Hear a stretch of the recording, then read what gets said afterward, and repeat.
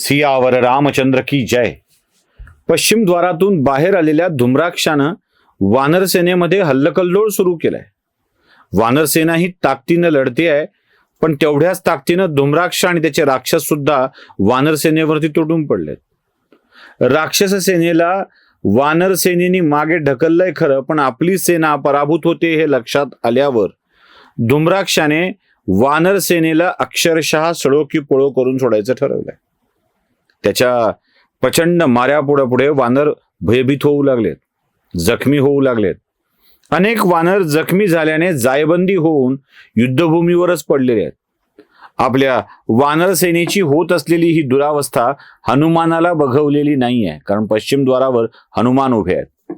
या हनुमानाने ठरवलंय की आता या युद्धाचा शेवट करायला हवा, कारण धुम्राक्षाला थांबवू नये तर आपल्या सैनिकांचा हा घातच करत जाईल. लक्षात ठेवा, अशा वेळी विचार करावा लागतो. केवळ आपल्याला नुकसान पोचवत नाहीये म्हणून गप्प बस असं नाही करता येत.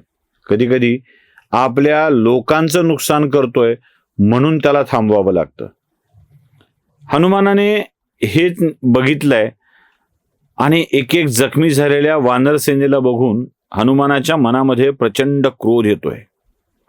या क्रोधाला धुम्राक्ष अधिकच वाढवतोय, कारण तो नुसता जखमी नाहीये करत, अक्षरशः तांडव चालू आहे, थैथयाट चालू आहे. आणि छिन्न देहानी पडलेल्या वानर सेनेकडे बघून तो अत्यंत आनंदाने गदागदा हसतोय. बघ रामचंद्रा, बघ मी तुझ्या वानर सेनेची काय अवस्था करतोय, हे धुम्राक्ष जोरजोरात हास्य करून बोलू लागलाय. आणि हे हास्यच हनुमानाचा संताप वाढवत आहे. हनुमानाला एकतर रागात आणू नये, आणि आणलं तर मग त्याचा सामना करणं खूप अवघड जातं. हनुमानाला प्रचंड राग आलाय आणि हनुमानाने आता धुम्राक्षाशी अंतिम युद्ध करायचं ठरवलेलं आहे. लंकेच्या बाहेरच असलेल्या पर्वत शिखराचा एक भयंकर शिळा उचलली आहे रामचंद्राने, हनुमानाने भयंकर शिळा.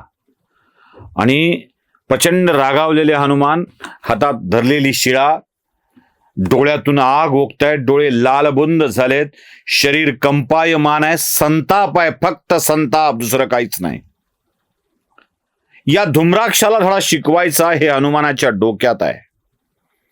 आणि हनुमानाने ती भयंकर शिळा उचलली आहे आणि धावत धावत धावत धावत युद्धभूमीकडे आलेत. आणि युद्धभूमीवर आल्याबरोबर ती शिळा धुम्राक्षाच्या रथाच्या बाजूने, ज्याला गाढवं जुंपलीत, त्या रथाच्या दिशेने फेकली आहे. एक महाभयंकर शिळा आपल्या बाजूने येते हे धुम्राक्षाने ओळखलं आणि तो रथावरून उडी मारून खाली उतरतो. खाली उतरायचा अवकाश की शिळा रथावर दणकन येऊन पडते आणि रथाचे तुकडे तुकडे होतात. त्याची वाहनं त्या खाली, त्याचं वाहन जे गाढवं लावलेली आहेत ती मरतात. रथाचा चक्का चूर झालेला असतो. रथ होता असं म्हणण्याची वेळ येते. धुम्राक्ष आपल्या रथाकडे बघतोय आणि तो विस्मयाने बघतोय. त्याला काय होतंय तेच कळत नाही, कारण एवढा शक्तिशाली कोणी आपल्या रथाला चक्काचूर करून टाकेल, अशी शिळा उचलेल, पर्वत शिखर उचलेल आणि आपल्या रथावर टाकेल, याची कल्पना त्याच्या मनामध्ये येत नाही. आणि तो या रथाच्या नुकसानीतून त्या पडलेल्या शिळेकडे बघत स्वतःला सावरायचा अवकाश की हनुमान दुसरी शिळा हातामध्ये घेतात आणि धुम्राक्षाच्या दिशेनं फेकतात. आता पहिल्या धक्क्यातून सावरायच्या आतच दुसरी शिळा अंगावर येऊन पडायची आहे. धुम्राक्ष या अवाढव्य शिळेपासून स्वतःला वाचवूच शकत नाही.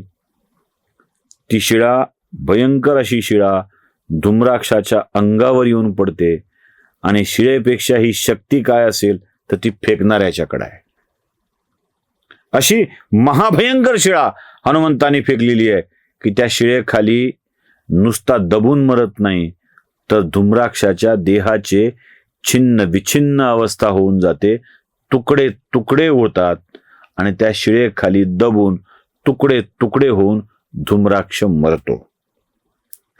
आपला सेनापती एका शिळेखाली दबून मेला आहे. तो या वानर सेनेला आवरत होता आणि वानर सेना तो नसेल तर आपल्यावर तुटून पडेल, आपलं काहीच खरं नाही, हे त्या सगळ्या राक्षसांच्या लक्षात येतं. आणि सेनापती गेला ना की सैन्याचं अर्ध अवसान गळालेलं असतं. एक तर वानरांचा होणारा हल्ला, त्यात सेनापतीचा असा एका क्षणात झालेला मृत्यू. म्हणजे एक वेळ कसं असतं माहित आहे, लढतोय लढतोय लढतोय, खूप वेळ लढतोय आणि मग त्या युद्धात त्याला पराभव आलाय तर गोष्ट वेगळी. किमान आपला सेनापती पराक्रम तरी दाखवू शकलाय असं वाटतं. पण न लढता केवळ एक दगड आला आणि दानकन पडला की त्याची क्षमता संपून जाते सेनेची. त्या सेनेच्या मनातला उत्साह संपून जातो, सकारात्मकता संपून जाते. अरे हे तर आपल्या सेनापतीला सहज मारतोय, आपली अवस्था काय होईल हे त्यांच्या मनामध्ये येतं. आणि सगळे राक्षस हातात शस्त्र नेता येत असेल तर शस्त्र, आणि नेता येत नसेल तर तिथे टाकून धूमलंकेच्या दिशेनं पळू लागतात. धूम्राक्ष गेलाय म्हणजे धूम्राक्षाचा देह सुद्धा अंत्यविधीसाठी नेता येऊ नये इतका छिन्न विछिन्न देह तो झालेला असतो. आणि न्यायचा आहे तर शिळा हटवायची कोण, हटवायची कशी, त्या खालचे तुकडे गोळा कसे करायचे, हा सगळा प्रश्न पडलेला असतो. या धूम्राक्षाच्या छिन्न विछिन्न झालेल्या मृतदेहाला तिथेच सोडून राक्षस सैन्य लंकेच्या दिशेनं पळू लागतं. काही करा, आपला जीव वाचवा. जगलो वाचलं तर हम है तो जहान है. आपण असल्यावर सगळी दुनिया आहे आणि ते आपण नसू तर जग संपलं. तुमच्या मागे जग आहे की नाही हे बघायला तुम्ही असता का? ते जग कसं चाललंय, काय चाललंय हे बघायला असता का? तुम्ही गेला, जग संपलं. आपण आहोत, जग शिल्लक आहे, हे राक्षसांनी ठरवलंय. ते म्हणाले की कोण बघितलंय काय कसं ते, चला लवकर पळा. आणि सगळीच्या सगळी धूम्राक्षासोबत चाललेली राक्षस सेना लंकेच्या दिशेने धूम ठोकते. पाठ दाखवून पळणाऱ्या शत्रूंवरती हल्ला करायचा नसतो. हनुमानही धूम्राक्षाला मारून आपला क्रोध शांत करतात आणि राक्षस सेना लंकेच्या दिशेनं प्रचंड वेगाने धावू लागते. धूम्राक्ष जाईल, विजय मिळवेल, राम संपेल, असली स्वप्न बघणाऱ्या रावणाला विश्वास असतो खरं तर की आपला धूम्राक्ष काही करून दाखवेल. असा प्रत्येक रावणाला विश्वास असतो बरं का, प्रत्येक रावणाला. आता नवा माणूस आणलाय, तो काहीतरी करून दाखवेल. बापाला जमलं नाही, आईला जमलं नाही, पोराला तरी जमेल, पोरग तरी करून दाखवेल, आपली सत्ता आणेल, असा विश्वास प्रत्येक अहंकारी रावणाच्या मनामध्ये असतो. जे आपल्याला जमलं नाही ते आपले लोक करून दाखवतील असा विश्वास असतो. पण करून दाखवतात सुद्धा कधी तुम्ही सत्याच्या बाजूने असाल तर, तुम्ही चांगुलपणाच्या बाजूने असाल तर, तुम्ही योग्य बाजूने असाल तर, तुमच्या पश्चात, तुमच्या माघारी किंवा तुम्ही सांगितल्यावरून यश मिळवता येऊ शकतं. पण असत्याच्या बाजूने असाल, अधर्माच्या बाजूने असाल तर ते करता येत नाही. रावणाचा विश्वास मनातल्या मनात राहिलाय आणि वानर सैन्य सगळं आनंद करताय, तर राक्षसांची सेना लंकेत पळत येऊ लागली आहे. रावणाला राक्षसांच्या पळत परत येणाऱ्या, त्राहिमाम त्राहिमाम करत येणाऱ्या आपल्या सैन्याचा आवाज ऐकून दुःखही होतंय आणि दुःखापेक्षा जास्त संतापही येतोय. याच संतापात रावण हाही बार फुसका निघाला, याच वेदनेत आहे, संतापात आहे.